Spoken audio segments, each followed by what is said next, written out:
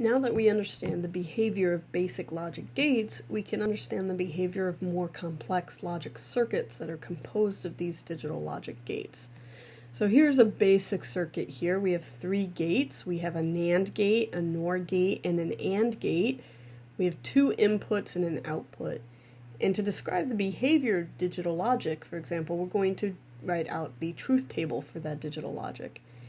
And a very basic way and a kind of starting point that I recommend to write out the truth table for a logic circuit is to write it out at different points. So I'm going to add some additional outputs to this circuit. So I'm going to call the output of this gate 01 and the output of this gate 02. And so my truth table, I'm going to have my two inputs.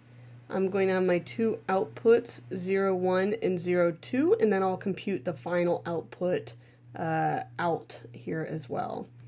So for this truth table, my two inputs, I'm going to have four combinations of inputs, remember. So 00, 01, 10, and 11. And at 01, I have a NAND functionality. So that means I'm going to get a 1 at the output if I have any 0 in my input. So I have 1, 1, 1, 0. And 02 is going to have a NOR functionality. So a normal OR, remember, is going to give me a 1 if I have any 1. And so NOR is going to be opposite of that. So I'm going to get 1, 0, 0, 0. And then finally, for my output variable right here, I'm going to do an AND of 01 and 02. And so I'll get a 1 here, a 0 here, a 0 here, and a 0 here because I have zeros in these inputs right here. And so this is my final truth table. If I take the A, B part and my out part, that would give me my final truth table. These intermediate steps are helpful as you're first starting out. I can also build a digital comparator, in which case I want to compare two digital inputs or two binary inputs. So I'm going to have some black box here. I have two inputs, A and B to that, and I have one output Z. And I want Z to be equal to 1 if A is equal to B, and Z to be equal to 0 if A does not equal B. So to do this, I'm going to write out the truth table that describes this behavior and see what I get. So in this case, I have my two inputs once again, A and B, and my one output Z. I have four different input combinations here. And once again, I want Z to be equal to 1 if these two are equal. So 1's here and 0's here. And what you might recognize here is that this is going to look a lot like an inverted XOR. So remember, an XOR gave me 0, 1, 1, 0. So in order to get this kind of functionality here, I can do that by having an XOR gate followed by an inverter. So I have my inputs A and B going into that XOR gate and my output Z coming out of that. And what this circuit is providing, what goes into this black box that we drew up here. So this digital circuit is going to provide this behavior here. And this was simple. We could recognize from this truth table, from this basic truth table, what combination of gates might give me this. There are obviously more complex examples where it's not as easy to recognize as well. So a slightly more complex example would be to compare a 4-bit digital word. In this case, I have A0, A1, A2, A3. This is a 4-bit digital number, and I want to compare that to B0, B1, B2, B3. And I have the basic building block from the previous slide that's comparing each of these bits independently.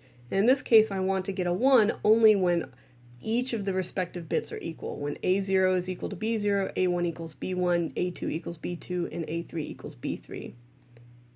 So I can take those basic building blocks where I'm doing a bitwise digital compare of all of those bits, so A0 to B0 all the way up to A3 to B3. So this XOR in combination with the inverter is what I used, showed on the previous slide to do a single bit compare.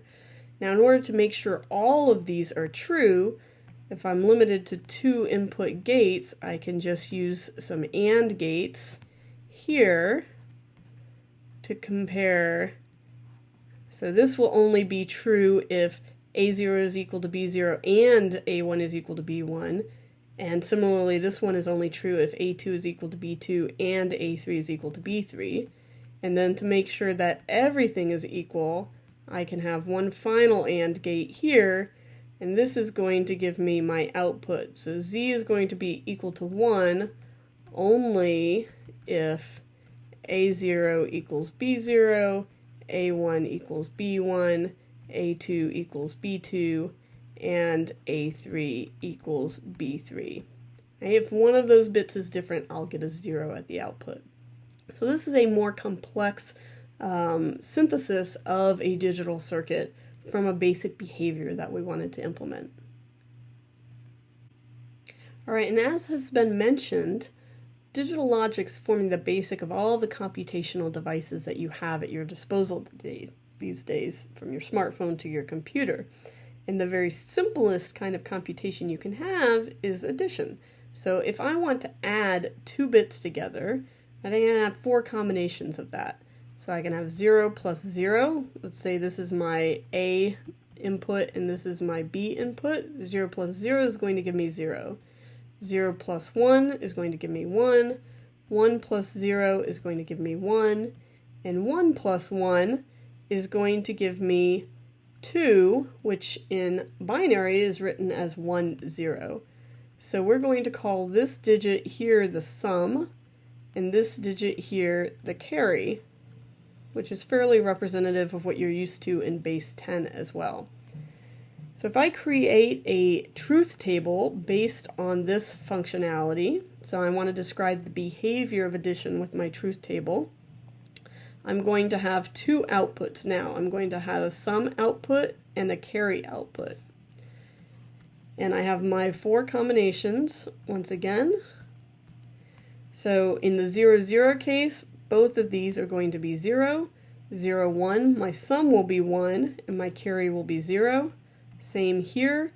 And 1, 1, I'm going to get opposite. So I get a 0 in the sum and a 1 in the carry. And so if I look at this particular circuit here, this sum output is looking a lot like an XOR gate functionality. And the carry output here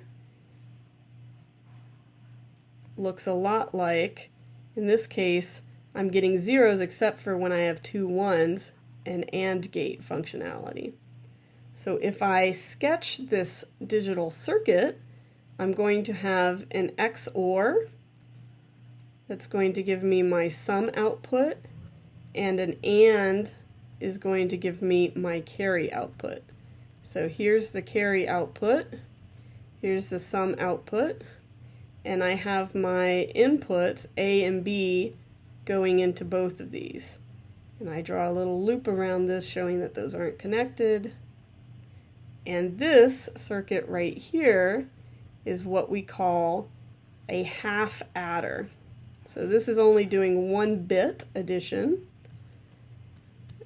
and we call that a half adder. And that's the basics of our math with digital logic.